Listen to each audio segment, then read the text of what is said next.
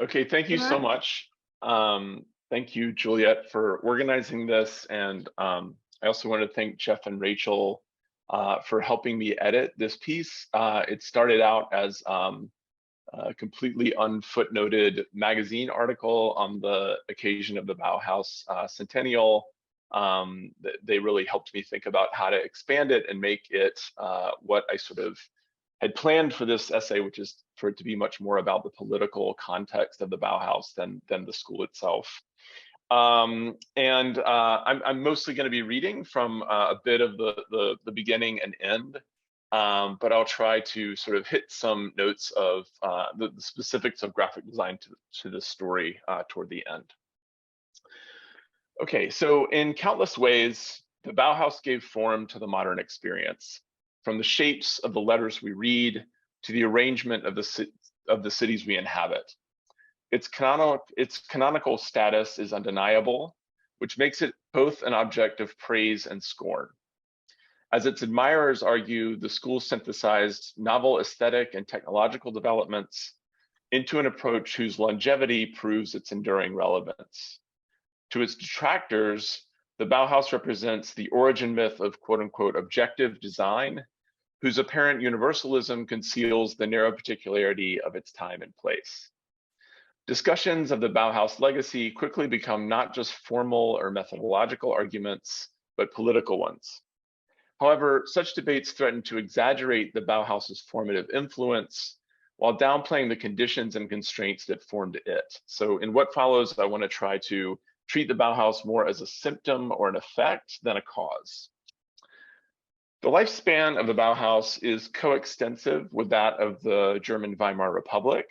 And as I hope to demonstrate, the former makes little sense and abstraction from the latter. So I'm going to give a few pages of overview of what this means, what this period means, and how the Bauhaus played specifically into this history.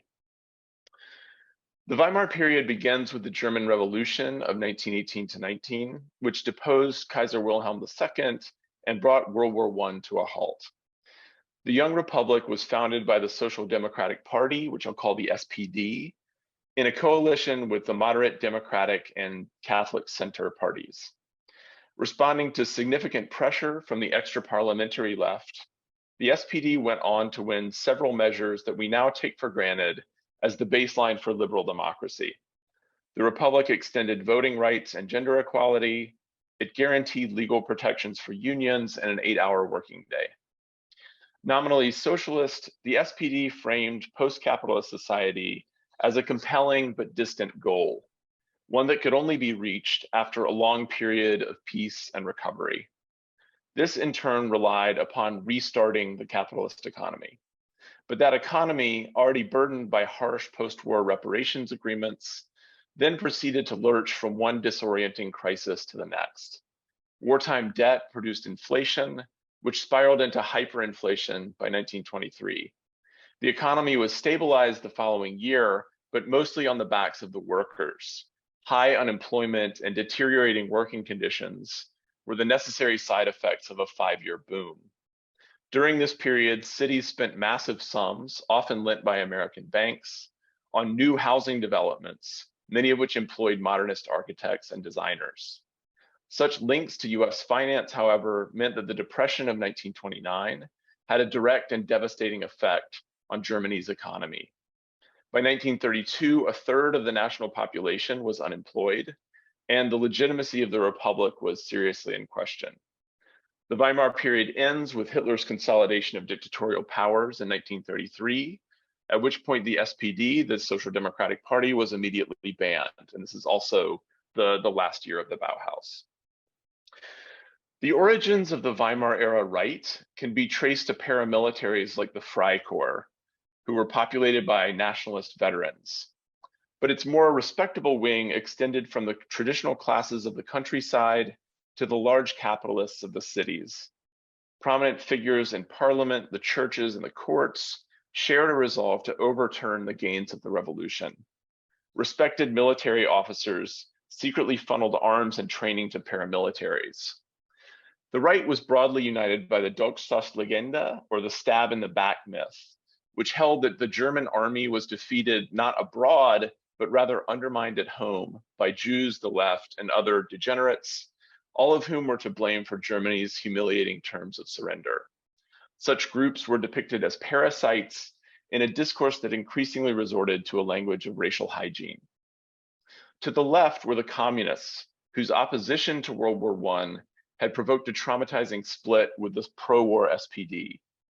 Throughout the unrest of 1918 to 1919, their aim was to push the social democratic revolution toward a more fundamental upheaval, the German contribution to an international revolution, of which the Russian Revolution was but the first successful act.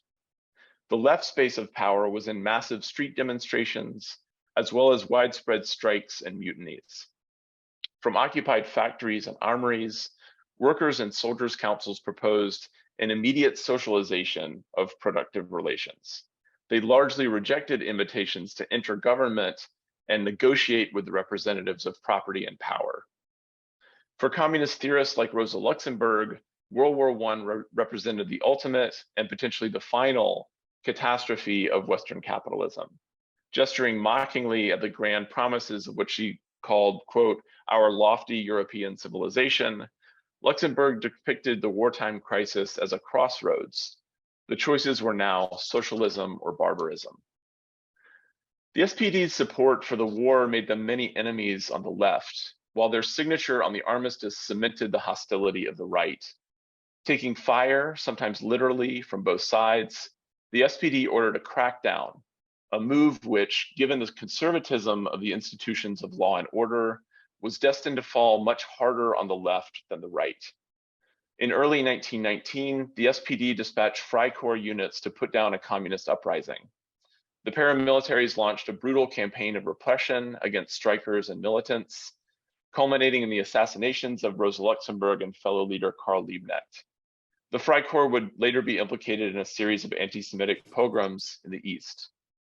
In a bid to establish stability, in short, the governing Social Democrats wiped out their erstwhile comrades on the left, while empowering a radicalized right that had no intention of returning the favor.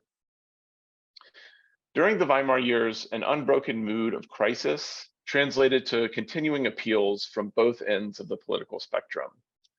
Those who desired a complete break with capitalism, even in this more democratic guise, and those who wished to violently reassert pre-democratic hierarchies and exclusions, or in the case of the Nazis, far worse.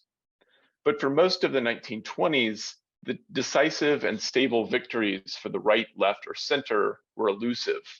Communists and fascists alike alternated between electoral politics and street confrontations. In the 1928 election alone, 41 separate parties participated, with 14 of those achieving some level of representation in the Reichstag.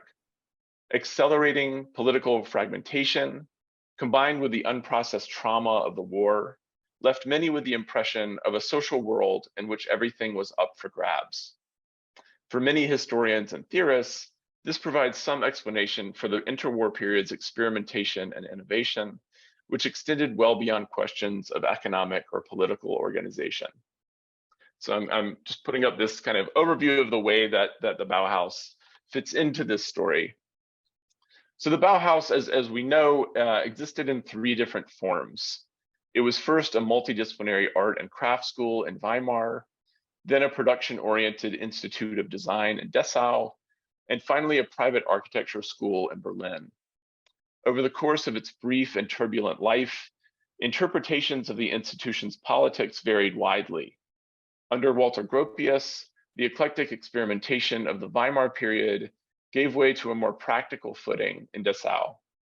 During the final crisis-racked years in Dessau and then Berlin, the Bauhaus swung from an overt engagement with Marxism under Hannes Meyer to an attempted coexistence with National Socialism under Mies van der Rohe. But even as some Bauhaus designers acquiesced to right-wing pressure, their embrace of geometric abstraction and machine rationalism met passionate resistance.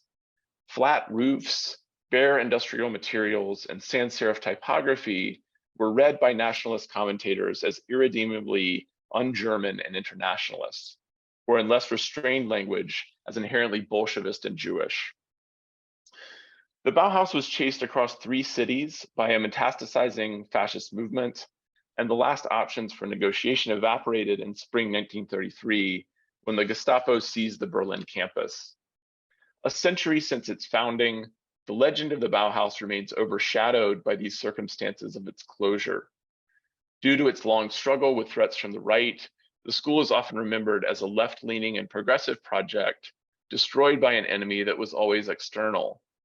However, a closer look at the political alignments of Bauhaus professors and students, which I'll refer to collectively as Bauhauslers, reveals a much messier picture, itself characteristic of the ideological chaos that reigned in the Weimar years. So you'll notice here that the years 1919 to 25 are Weimar.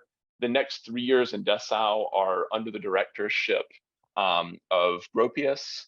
And when the Bauhaus legend sort of lands on American shores, it is mostly through this exhibit at MoMA, which really sort of starts to build a kind of myth of the Bauhaus that, as you can see, is stops a few years early. It stops 5 years early.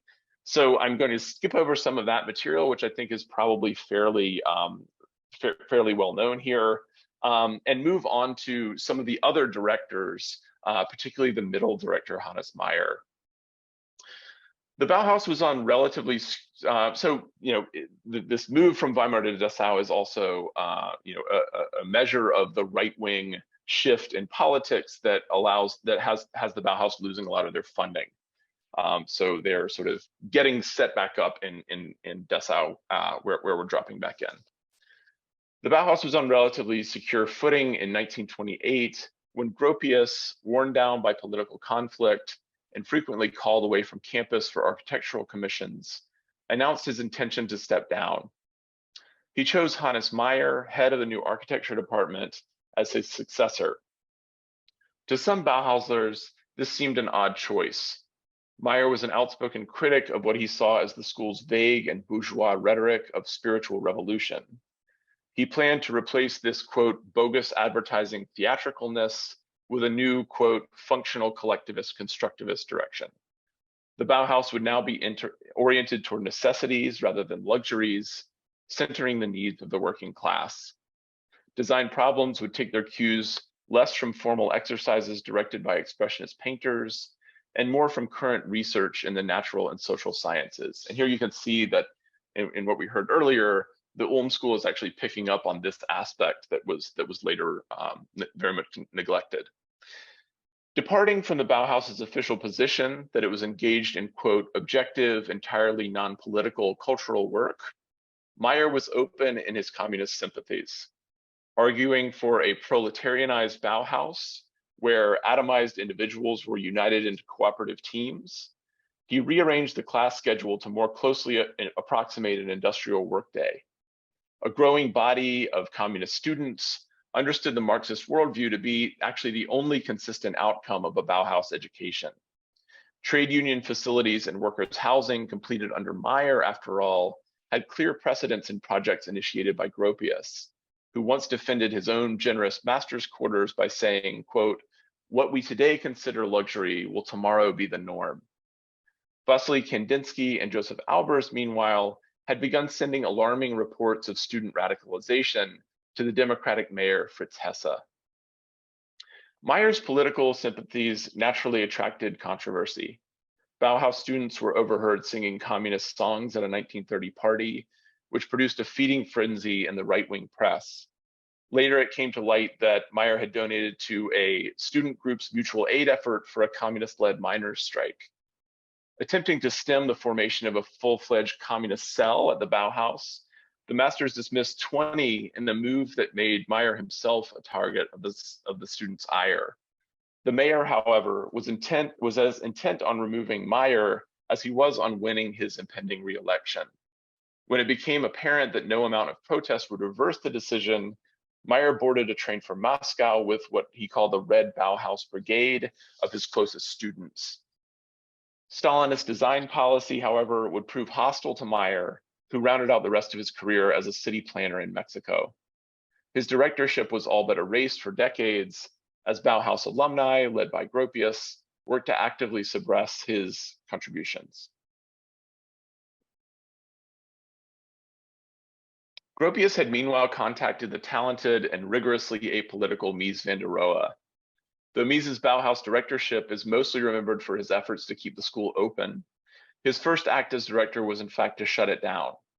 Bauhaus students had called a strike to protest the underhanded manner of Meyer's dismissal, and a communist student paper published searing accusations against Gropius and Kandinsky in particular. When the masters demanded the names of its authors, they were met with silence. Backed by the mayor, Mies responded with a police raid targeting Meyer's remaining foreign students who were then expelled. Others, like the Croatian graphic designer Ivana Tomljendiek, quit in solidarity at this moment. The next month, all students who had survived the purge were ordered to reapply. New enrollees were required to sign a revised constitution that affirmed a more purely aesthetic program of study and ended shared governance by students and professors.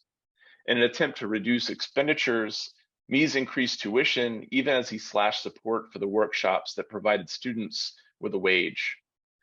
But the onset of the global depression in 1929, followed by a substantial electoral breakthrough for the Nazis in 1930, signaled the beginning of the end for the Dessau Bauhaus.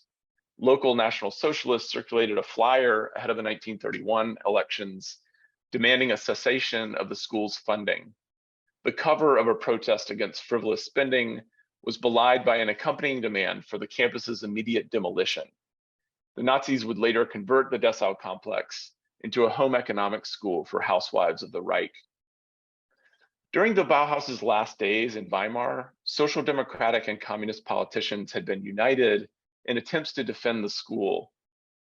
But at this time, the SPD abstained in the final vote. Mies rented a vacant telephone factory in Berlin, and the Bauhaus began its final incarnation as a small private architecture school.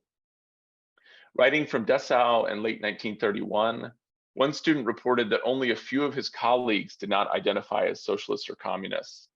A year later in Berlin, he noted that this balance had completely flipped. The anti-communist contingent grew to include a number of Nazi party members, including the professor Friedrich Engelmann. Weaving director Günther Stölzel, a socialist married to a Jew, and the Bauhaus's only female master, had already been forced out following a campaign of personal harassment that included swastika graffiti. None of this stopped the Gestapo from locking down the Berlin campus for 3 months in 1933. During this time, the remaining Bauhausers attempted to convince the Nazi Party of their importance. Students wrote personal letters to propaganda minister Joseph Goebbels, and among Mies's many entreaties, he argued that the Bauhaus's closure would by now affect, quote, people with almost exclusively nationalist beliefs. In the end, the state canceled its obligations to pay professor salaries and presented a list of demands, including the dismissal of the relatively conservative Kandinsky, that Mies rejected. With an informal vote and a champagne toast, the Bauhaus closed for good on July 19, 1933. The Bauhaus inspires enduring interest in part due to the unbelievable personal trajectories of its alumni. Bauhausers with Jewish heritage or leftist affiliations had begun to immigrate even before the school's closure, but its final end accelerated the globalization of modernist forms and concepts. Anya and Joseph Albers landed at Black Mountain College in North Carolina, where they taught alongside John Cage, Merce Cunningham, and Elaine and Willem de Kooning. Moholy Nagy continued his work at Chicago's new Bauhaus, later the IIT Institute of Design, thanks to the funding of the industrialist and Bauhaus fan Walter Pepke. In West Germany, as we just heard, Bauhaus alumni Max Bill co-founded another successor institution at Ulm. And this was, as we heard, dedicated to the memory of Sophie and Hans Scholl, who were executed 10 years earlier for their work with the resistant group White Rose. During the war, Bauhaus graphic designer Moses Behelfler forged identification papers for the French resistance. This is sort of to Chris's point. While the photographer Irina Bluova published underground newspapers from Nazi-occupied Czechoslovakia. But there were also many who never got out. In 1932, photographer Gertrude Arndt captured a forlorn image of weaver Otti Berger in the raking light of the abandoned Dessau canteen. Berger later fled Germany, but was recaptured and killed at Auschwitz, where her former classmate Fritz Ertl, now a Waffen SS officer, had designed barracks, gas chambers, and crematoria. The coexistence of such extremes should make it clear that the Bauhaus was less a singular and coherent political project than a microcosm of the social forces then tearing German society to shreds. Across the careers of three prominent Bauhaus masters, one in fact glimpses a bizarre montage of political impulses. One of the most controversial projects of the Weimar period was the Monument to the March Dead, a memorial for workers killed during a right-wing putsch in 1920. Commissioned by a local trade union syndicate, the jagged concrete bolt was a project of Gropius's architecture studio built with the assistance of the Bauhaus workshops. 13 years later, Gropius was compiling an exhaustive proposal for the German Reichsbank, which spliced the open geometry of the Bauhaus complex to the bombastic, hulking style increasingly demanded by Hitler himself. Though Gropius was a finalist, opportunities in Germany were drying up, and he quietly immigrated to England in 1934. As Jonathan Petropoulos has documented, however, Gropius hesitated to burn bridges. In 1936, he formally requested the party's permission to accept a position at Harvard in a letter that argued for the propaganda value of his appointment in the United States. That same year, Nazis demolished the monument to the March Dead. Though Gropius spent the remainder of his career obscuring the details of his Berlin years and building this sort of myth of the Bauhaus that I've been talking about, he also did make several attempts to secure visas for endangered architects and designers. In 1926, Mies designed a monument to Rosa Luxemburg and Karl Liebknecht, an uneven block of rough brick, evoking the walls against which countless socialist militants were shot in the unrest of 1919. Luxemburg and Liebknecht were, as we have seen, victims of the SPD's haphazard policy of appeasing the far right only to be betrayed in turn. This was a pattern that repeated itself in miniature under Mies's own Bauhaus directorship. He would later join Gropius as a finalist for the Reichsbank competition, which you see there on the right, and a submission for the Third Reich's Pavilion at the Brussels World's Fair followed in 1935. As the architectural critic Tom Dykhoff has suggested, it is easy to picture Mies's hesitation as he added a stone eagle and swastika flags to his sketches, though less for their content, or perhaps less for their content than for their status as external decorative embellishments. In 1937, he immigrated to the US, having realized, as Dykhoff writes, that, quote, his future patron would be no government, no political system, but the economic system that was emerging triumphant in the US. Modernism, the international style, would succeed as the landscape not of communism, Bolshevism, or Nazism, but of international capitalism. The case of Herbert Bayer, as recently documented by Patrick Rusler, reveals an exceptionally high degree of collaboration by a Bauhauser with no known Nazi sympathies.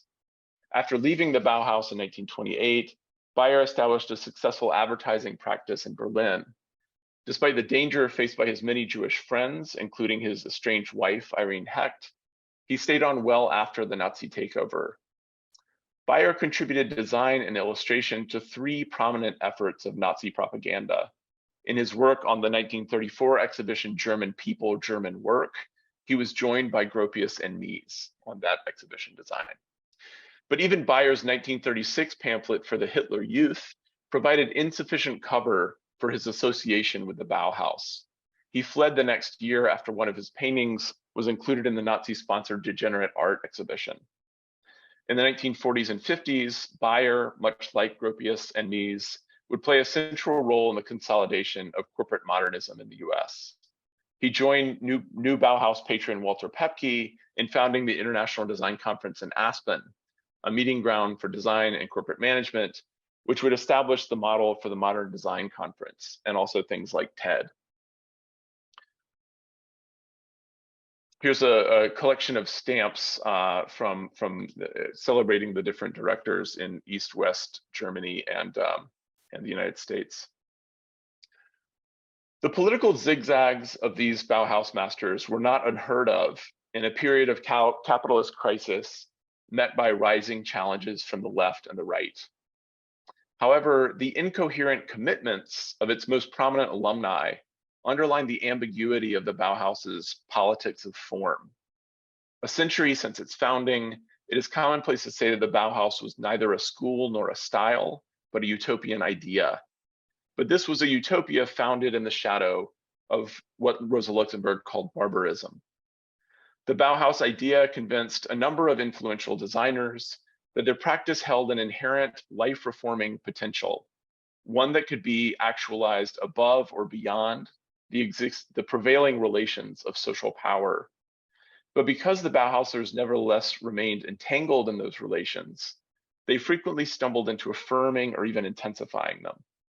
The modernist approaches developed at the Bauhaus showed themselves equally capable of adapting to socialism, fascism, or capitalism. That they became the face of capitalism owes more to the contingencies of a failed socialist revolution and a successful fascist counter-revolution than to any timeless political essence embedded in those forms. So just to briefly at the end walk through some of the ways that this comes about in Bauhaus graphic design. We could look, for example, at the woodcut on the cover of the manifesto and program for the Bauhaus at its launch, which has, I think shows a very heavy reliance on expressionist painting and tropes of the arts and crafts movement, like the cathedral. And as we move on, this is a student caricature of the sort of conflict between the influence of constructivism and especially de Stijl with the more sort of hippie yoga, raw vegan vibe of the early Bauhaus. I think that, part of what we're seeing with the coming into being of the kind of mature industrial aesthetic of the Bauhaus is just as much as we can read about sort of in the manifestos and in the kind of exhibition statements of the school, the importance of sort of keeping up with the times and embracing industry.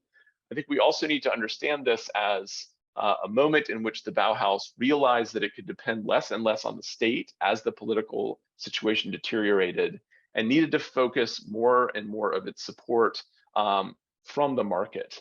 And so this is really I think the context in which a coherent graphic design and typography program arises at the Bauhaus, where the printing workshop turns into, mainly under the directorship of Meyer, an advertising workshop, which in turn becomes a kind of public relations center for the institution itself. So I think,